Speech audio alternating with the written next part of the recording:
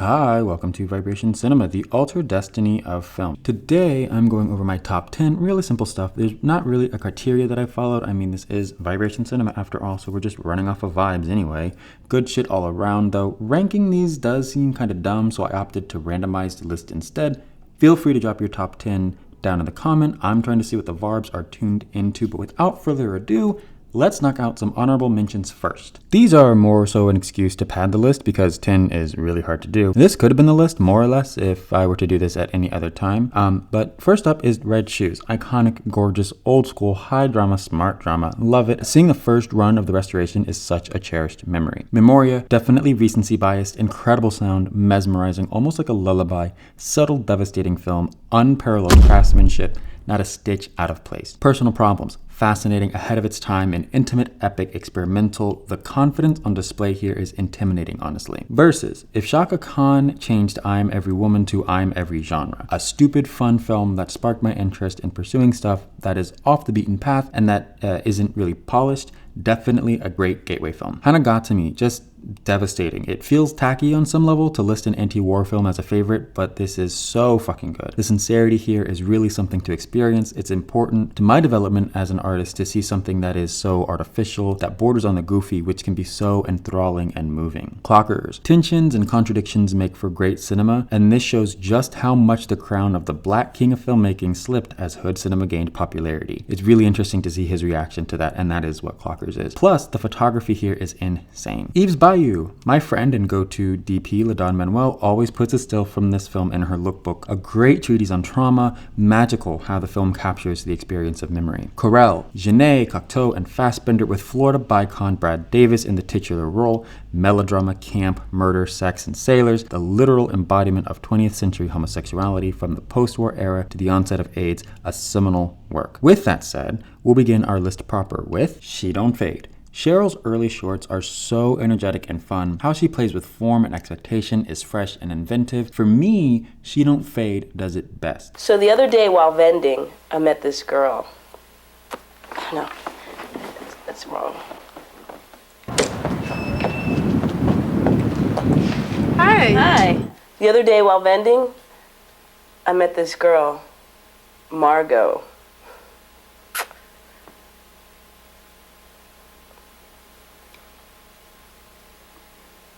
Hi, how you doing? Hey, hello. The behind-the-scenes commentary narrates the film, outtakes punctuate scenes, the film shows how hard and awkward it is to shoot a sex scene. Lesbian rom-coms are superior. I love cute little short films like this one. So seriously, sisters, the rest is history. Or herstory, sorry.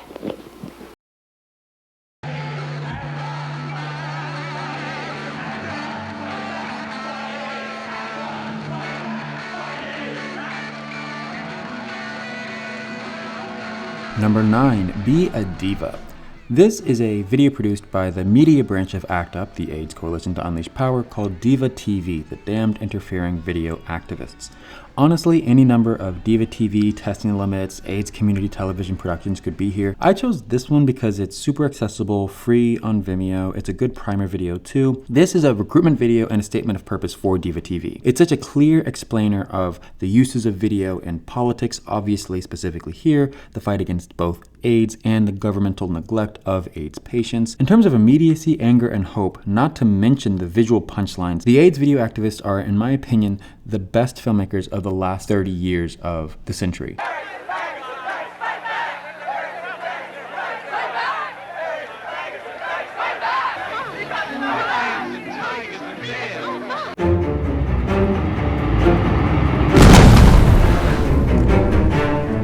Moving on to number 8, There Will Be Blood. In retrospect, 2007 seems like a turning point in American cinema. The boutique subsidiaries of the major studios like Paramount Vantage, which produced this film, were winding down. It's the last year before the onslaught of the Marvel movies. This and No Country for Old Men seemed to be the closing of the American cinematic frontier. Fitting then that the last great Best Picture clash we've seen was between these two westerns. But this film, right here, is the shit. There's such a clarity and economy to it that it allows for the stupid shit like, I drink your milkshake.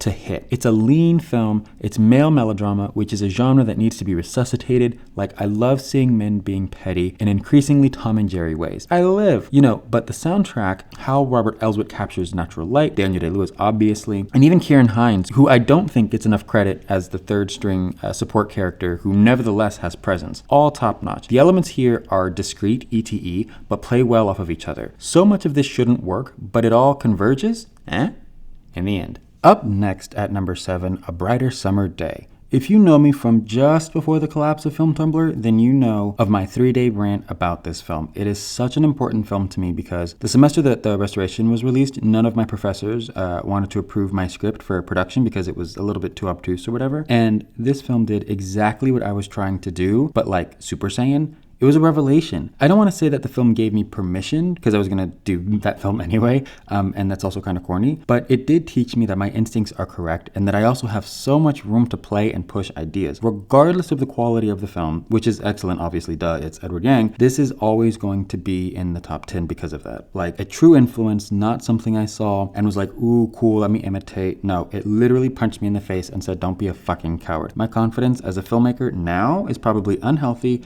but it is certainly unshakable. Number 6 is actually a twofer. Coachella presents Beyonce the live stream and Homecoming, the subsequent documentary. For me, it is a 2-part piece, 2 different sides of the same coin. The concert film as a whole, which garnered some 41 million viewers across the globe.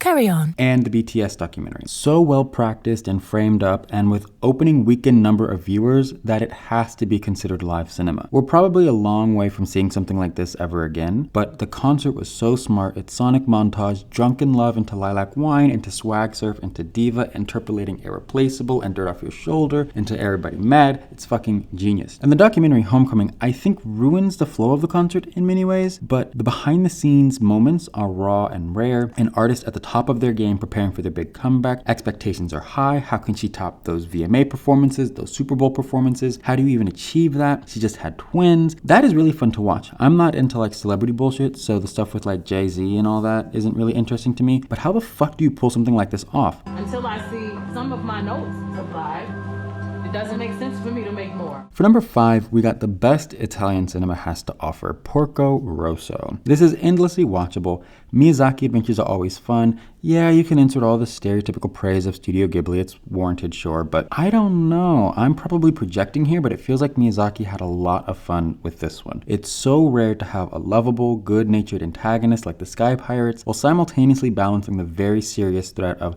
not only fascism, but the war economy as a backdrop for a film. Every time I watch this film, I'm just cheesing, man. I don't know, you always gotta have that one pick-me-up film. Watch it when you're bored, watch it when you refuse to drown in the sadness, watch it when you're sick, just because.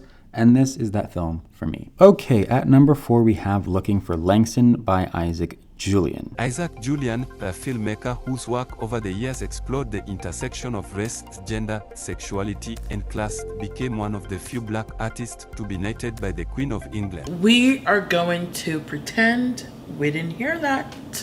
Let's move on. Bullshit aside, Langston is such a powerful, punchy film, a meditation on gay Harlem Renaissance, queer civil rights, the AIDS epidemic, a cross-historical, cross-medium melange of poetry, photography, performance, activism, and music. It's a biopic, a eulogy, an adaptation, an art critique. A lot of shit is going on in this 45 minutes. It's densely packed, but light and breezy to watch. A masterclass in pacing and getting to the fucking point, while still balancing poignancy and intrigue. 3. Andrei Rublev. Looking at this list holistically, I think it's clear that I like meditations on art and the process of making art, and for me, this is the alpha and omega for that. It's crazy to think about how tragically prescient Tarkovsky was so early in his career about the lethality of censorship. Each character is a kind of artist, the washed-up old guard, the jealous no-talent hack, the it's just a job guy, the artiness is next to godliness plebe, and the natural talent. It seems like a daunting watch, but when I first saw it, I felt its weight just as the credits started to roll, and every subsequent watch feels shorter and shorter. Except when I saw it in a theater. I felt the others kind of getting antsy, which kind of took me out, but everybody was fixated at the end. Nothing thing is more enrapturing than the last 30 minutes of this film. I never understood dramatic catharsis until watching a bell being rung. It's exceptional. There's no point in trying to describe it. You just have to go on that 3.5-hour journey to get it. Like Brighter Summer Day, this is another film that shit can just be. There doesn't have to be any explanation for it. Like, the movie is called Andrei Rublev, but he's either literally not in the film or marginalized from it for like a third of the runtime. It's awesome. And the harrowing sacking of Vladimir is punctuated with this sound effect.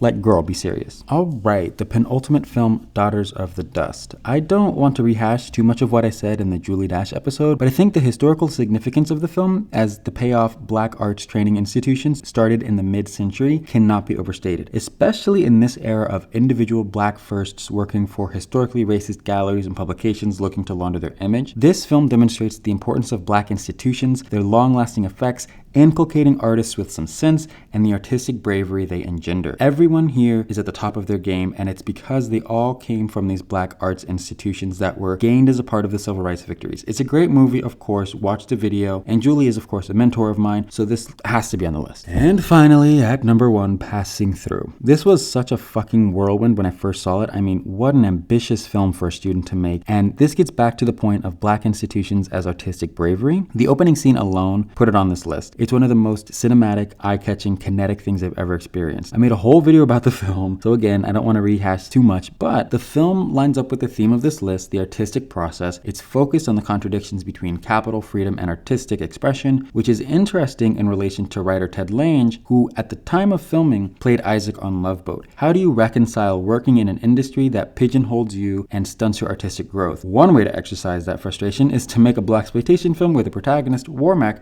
who has to endure the same shit, kills the execs at the end of the film and builds a black-owned collective record company. I see on here from the Donald Bogle copycats a tendency to take agency away from black actors and filmmakers who have to work in film and TV in stereotypical roles and films. Passing Through is such a clear rejection of that nonsense, even from Nathaniel Taylor, who spent his time off the Sanford and Son set teaching young actors at the Performing Arts Society of Los Angeles. Everybody knew how to play the game and were clear-eyed on what they were building towards. The late 80s into the 90s is indicative of that work, and this is such an important historical film because of that. Well, there you have it, something like Vibration Cinema's top 10. All lists are inadequate, of course, but I think we have a nice selection of great craftsmanship, an assortment of film methodologies and purposes, some fun, watchable stuff, and historical importance. Let me know what you think about the list. Please drop your own list down below because it'll help me gauge what the varbs are on and help me with research for future episodes. That is it for 2021. Love you all madly. See you in the new year.